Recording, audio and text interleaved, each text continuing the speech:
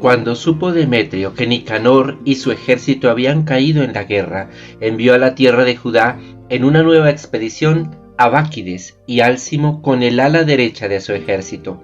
Tomaron el camino de Galilea y pusieron cerco a Mesalot en el territorio de Arbelas. Se apoderaron de ella y mataron mucha gente. El primer mes del año 152 acamparon frente a Jerusalén, de donde partieron con 20.000 hombres y 2.000 jinetes en dirección a Beersed. Judas tenía puesto su campamento en Eleasá, y estaban con él 3.000 hombres escogidos. Pero al ver la gran muchedumbre de los enemigos, les entró mucho miedo y muchos escaparon del campamento. No quedaron más que 800 hombres. Judas vio que su ejército estaba desbandado y que la batalla le apremiaba, y se le quebrantó el corazón, pues no había tiempo de volverlos a juntar.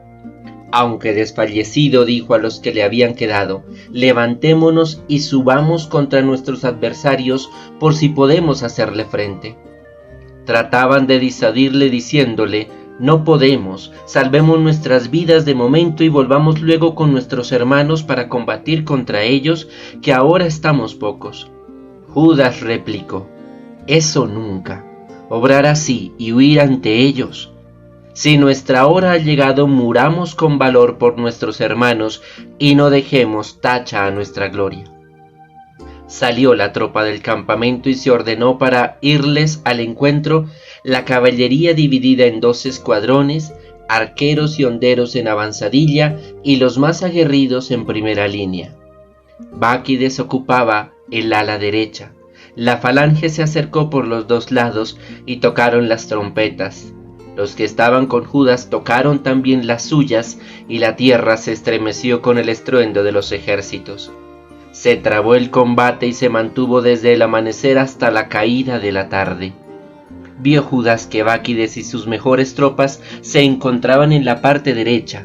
Se unieron a él los más esforzados y derrotaron al ala derecha y la persiguieron hasta el monte de Azara. Pero el ala izquierda, al ver derrotada al ala derecha, se volvió sobre los pasos de Judas y los suyos por detrás. La lucha se encarnizó y cayeron muchos de uno y otro bando. Judas cayó y los demás huyeron. Jonatán y Simón tomaron a su hermano Judas y le dieron sepultura en el sepulcro de sus padres en Modín. Todo Israel le lloró, hizo gran duelo por él, y muchos días estuvieron repitiendo esta lamentación: ¿cómo ha caído el héroe que salvaba a Israel? Las demás empresas de Judas, sus guerras, proezas que realizó, ocasiones en que alcanzó gloria, fueron demasiado numerosas para ser escritas. Del libro primero de los Macabeos, capítulo 9, versículos del 1 al 22. Antes de reflexionar sobre lo que el fragmento del día de hoy nos propone, quiero invitarlos a que hagamos 2 contextualizaciones, la una cronológica y la otra narrativa. La contextualización cronológica viene respecto de esta fecha que nos menciona el fragmento que hoy leímos. Nos hablan del primer mes del año 152. Recordemos que el autor del primer libro de los Macabeos está contando los años que llevaban los judíos bajo el dominio de los griegos. Es decir, que toda esta batalla que hoy nos narró el fragmento ocurrió a los 152 años de dominio griego. Esto equivaldría a los meses de abril y mayo del año 160 a.C. Ahora la contextualización narrativa. En el fragmento de ayer escuchábamos y supongo yo que leíamos, porque me imagino que ustedes estarán muy juiciosamente leyendo la Biblia todos los días, siguiendo los audios. Sí, cómo no, Alessandrito, siga creyendo. En ese fragmento del día de ayer escuchábamos y leíamos cómo hicieron un acuerdo los judíos con los romanos de mutua defensa y amistad. Y hoy vemos cómo Demetrio, rey griego, enfrenta a los judíos sin que nadie viniera a defenderlos. Quien no conozca el contexto narrativo y textual de la Biblia podrá decir que los romanos pues no cumplieron su acuerdo y dejaron solos a los judíos. Pero la verdad no es esa. Desde que hemos venido analizando los textos bíblicos, hemos venido recalcando cómo en los textos hay errores, no en la Biblia como palabra de Dios, sino en los escritos humanos que la componen.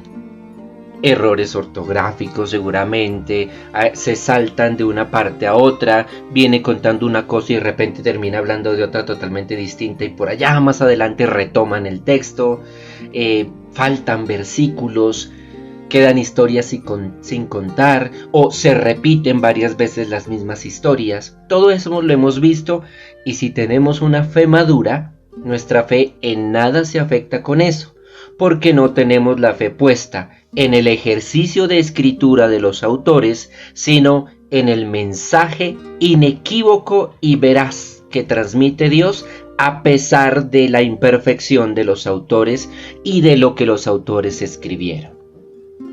Yo confío que nadie se rasgue las vestiduras por estas cosas que siempre recalco y que no me pongan el título herético por reconocer que el escrito bíblico lleva la marca imperfecta de los imperfectos autores humanos, pero que transmite perfectamente y sin mancha la perfección del mensaje de su autor divino, que es el único perfecto, Dios. Lo que pasa, hermanos, es que la narración de ayer, en la que nos cuentan cómo los judíos hicieron acuerdo con los romanos, fue puesta ahí de una manera, podríamos decir, desordenada, fue incrustada. Y nos damos cuenta porque la Biblia venía contándonos las batallas de Judas y luego termina hablando por allá de que los romanos eran muy buenos y no sé qué más, y vuelve y cuenta lo que escuchamos hoy, otra batalla de Judas. Sí hicieron acuerdo, pero el acuerdo fue posterior. El acuerdo que hicieron los judíos con los romanos fue, podría decirse, hacia la misma época en la que se desató esta batalla que terminó con la muerte de Judas. Por eso los romanos no alcanzaron a venir a defender a los judíos. Cerrados estos paréntesis contextuales, hagamos la reflexión del día de hoy, que tiene dos ideas. La primera de ellas, hasta el último instante, que Dios nos encuentre luchando por nuestra salvación. Hasta que murieron, esos 800 fieles y Judas prefirieron pelear en vez de salir huyendo. Que la muerte los encontrara luchando por sus convicciones religiosas. Que a nosotros, cuando Dios nos llame, nos encuentre luchando contra los enemigos de nuestra salvación. Segunda idea. Cada vez que la Biblia nos trae estos grandes personajes, estos héroes de la historia religiosa del pueblo judío o del pueblo de Israel, para ser más amplios, hemos tenido que recordar algo. A lo largo de la historia estos personajes se han convertido en referente, en ejemplo y en símbolo para el pueblo de Israel. Así como para el pueblo cristiano, diferentes hombres y mujeres, conocidos como justos o en algunas iglesias llamados santos, se convierten en también ejemplo a seguir. Pero todos estos personajes, los grandes personajes veterotestamentarios, los grandes personajes neotestamentarios, los grandes personajes de la historia del cristianismo, son simplemente humanos y siempre terminarán por caer. Llegará el momento en que desaparezcan, para recordarnos una y otra vez, y esto es algo que lamentablemente el cristianismo tradicional olvidó, que el único perfecto, el único que siempre perdura, el único que no muere y que no desaparece de la historia, es Dios. En otras palabras, el único en quien deberíamos poner nuestra fe.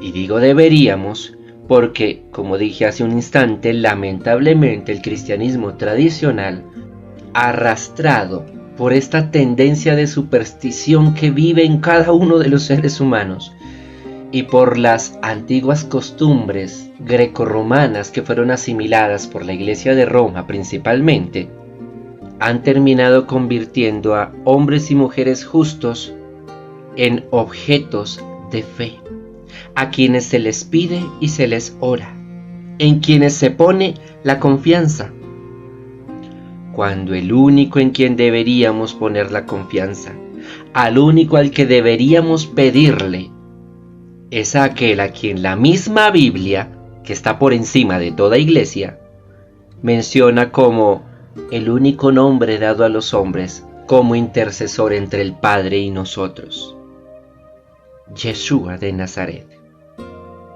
Ojalá ver en las narrativas bíblicas tantos personajes, grandes, poderosos, pero que muchas veces cayeron o por sus pecados o porque simplemente eran mortales, nos recuerde también que al único a quien debemos entregarle toda nuestra confianza, el único en quien debemos poner nuestra existencia, es en Dios, porque todos los demás, al igual que nosotros, están hechos de barro, y el barro es frágil, falente y también se puede romper.